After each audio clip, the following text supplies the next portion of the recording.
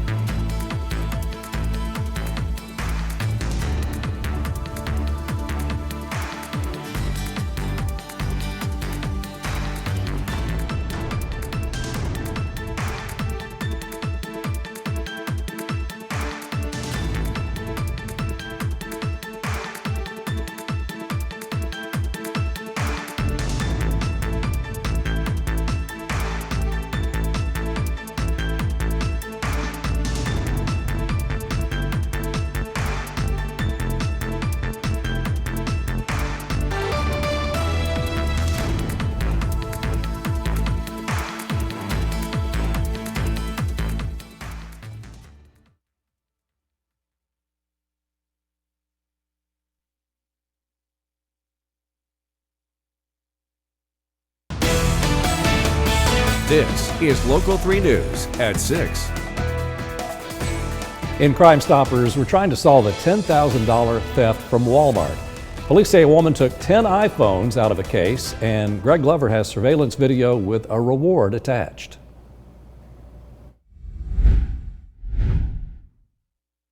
And she stole $13,000 worth of iPhones and then immediately exited the store.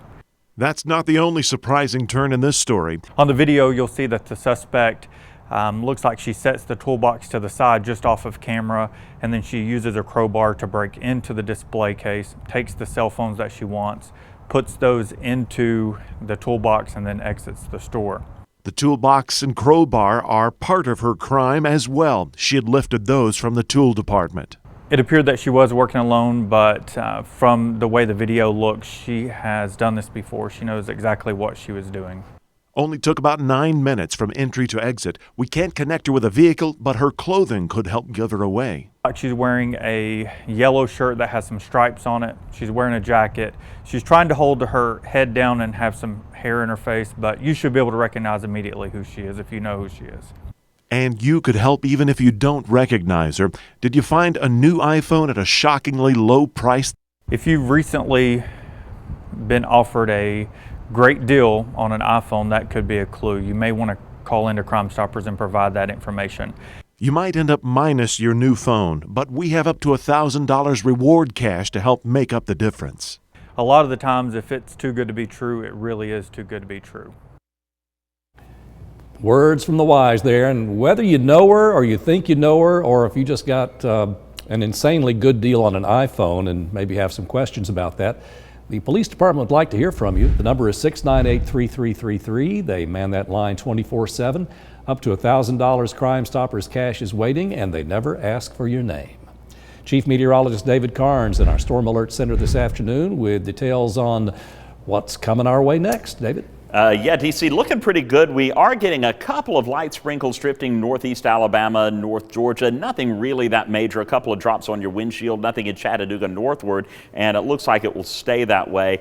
For the most part, we're going to have to wait until tomorrow to really get some rain in. Real quick reminder, daylight saving time starts 2 a.m. this Sunday. We spring forward Saturday night before bedtime, right? Pollen forecast. Oh, I'm looking forward to rain just to get some of the pollen out of the air. Man, it is doing a number on my eyes, sinuses, all of that good stuff. I know it is on yours too. A little bit of a break Thursday, Friday before it shoots back up Saturday, and then rain is going to knock that pollen out again on Sunday, but it'll only be temporary. 63 our high today, 47 the low this morning, 62 the normal high for this time of the year, so we're actually about where we should be. We did, though, get up to 67, Bryan, Alabama. East Brainerd hit 68, 67 in McDonald. Soddy Daisy got up to 64, 65 Riceville, 61 in Chatsworth. Murphy a whopping 72, and going toward the Sequatchie Valley, 69 degrees in Jasper. So showers Thursday. We're going to be clearing out on Friday.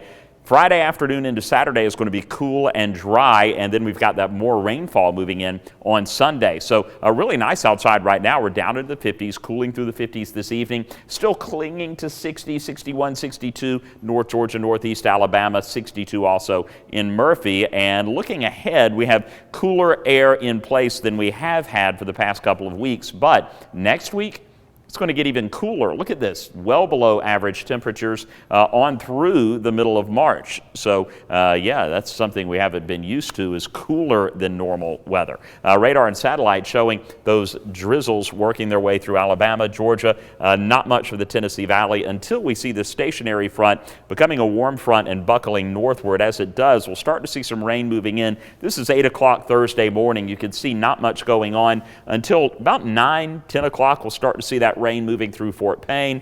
Might see a couple of drizzles from Chattanooga down into Dalton. The bulk of the rainfall is going to be during the afternoon. This is 1 o'clock, and that heaviest stuff will stay to our south, but all of this is going to move right over the Chattanooga area, bringing all of us some wet roads for our commute on Thursday afternoon. So be ready for wet roads. Go slow. You want to get home safe with no accidents on Thursday evening. And then we'll see the rain clearing out for a few hours, but overnight into early Friday morning, we see more showers moving right back in. This is midnight, and as we move through the overnight, you'll see again scattered showers through about 7 o'clock on Friday, and then we'll begin to clear out and have dry, cool weather Friday afternoon into Saturday. Low 60s Friday afternoon, won't get out of the 50s on Saturday, and then we've got that next batch of rain moving our way on Sunday. This is going to be a slow-moving cold front that could bring some heavy rain Sunday morning through the afternoon and even into the evening, and then another cool down headed our way on Monday, Tuesday, and Wednesday of next week. Rainfall amounts, this is just through Friday, does not include the rain on Sunday.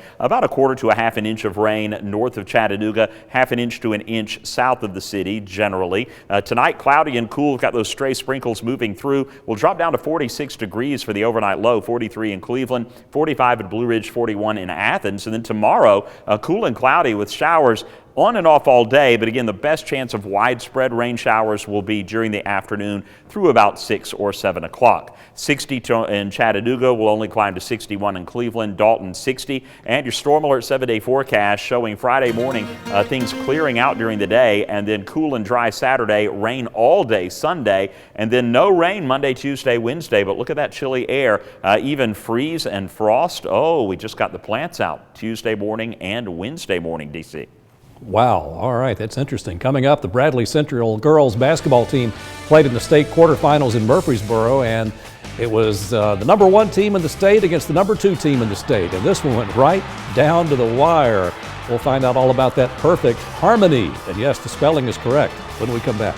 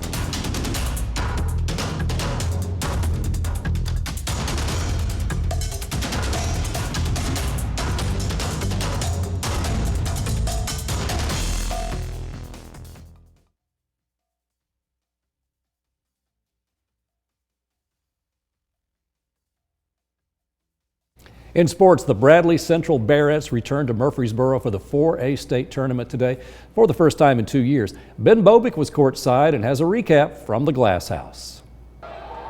Welcome to the second home of the Bradley Central Bearettes, aka the Murphy Center on the campus of MTSU. The Bearettes making their state record 33rd appearance in the state tournament, and what a matchup they had for a Wednesday morning. The defending state champion and undefeated Bearden Lady Bulldogs, the #1 team in the state, taking on the #2 team in the state in Bradley Central, and it's a game that definitely lived up to its billing. Glass House or Jim Smitty Arena West, Bearettes and Lady Bulldogs in the 4A quarterfinals. Can't imagine a better start. Literally, right from the jump, Hannah Jones tips it to Kimora Fields, and Bradley Central was up 2-0 just like that.